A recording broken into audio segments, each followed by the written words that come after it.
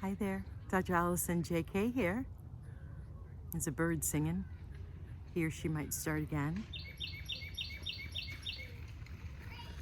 So I'd love to talk with you for just a bit about something I've noticed throughout the years of helping people in my Magic Manifestation and Money Flow Signature program, in particular on manifesting.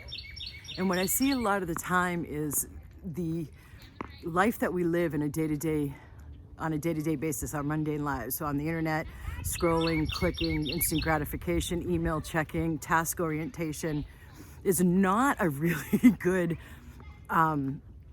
level of consciousness from which to then understand and apply the laws of manifesting.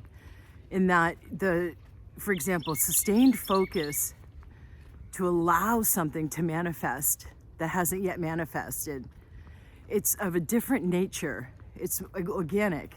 It's of universal laws, which, like when you're planting a garden or you've planted seeds and you're waiting, you're nurturing them with water and with light to sprout above the surface so you can physically point to it and say, hey, there's my pumpkin.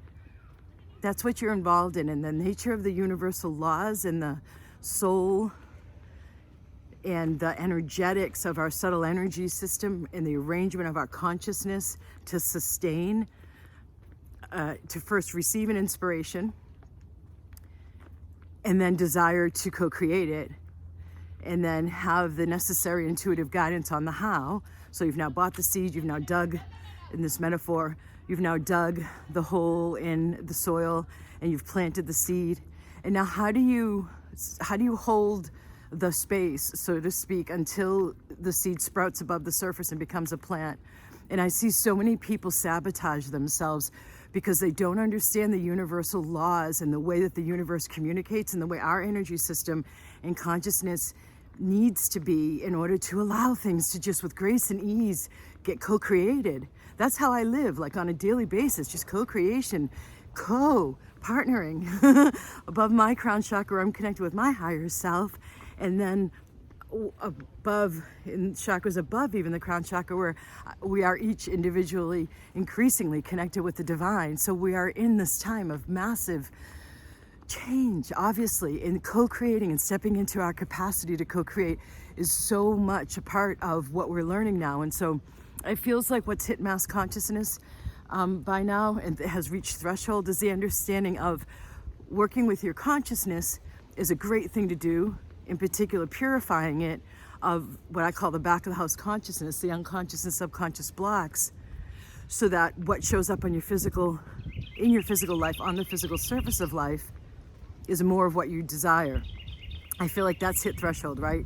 We understand, enough of us understand that what's showing up in the physical is a result of what we're holding internally, not only in our consciousness and especially the back of the house consciousness, but then what that creates for our subtle energy system, what flows and what doesn't flow, and what's open and activated and what isn't open and activated. And so this doesn't seem to be functional right now for me to continue to talk to you as I walk into the bright Florida sun reflecting on water.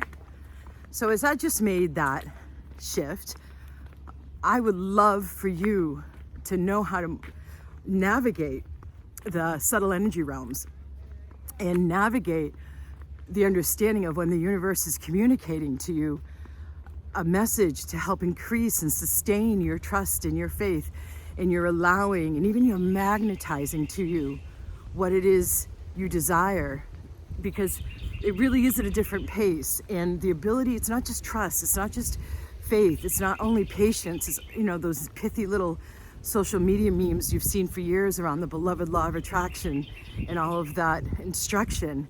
But what I love to do is actually rearrange people's consciousnesses and energy field. And when I say rearrange, I mean like clear out.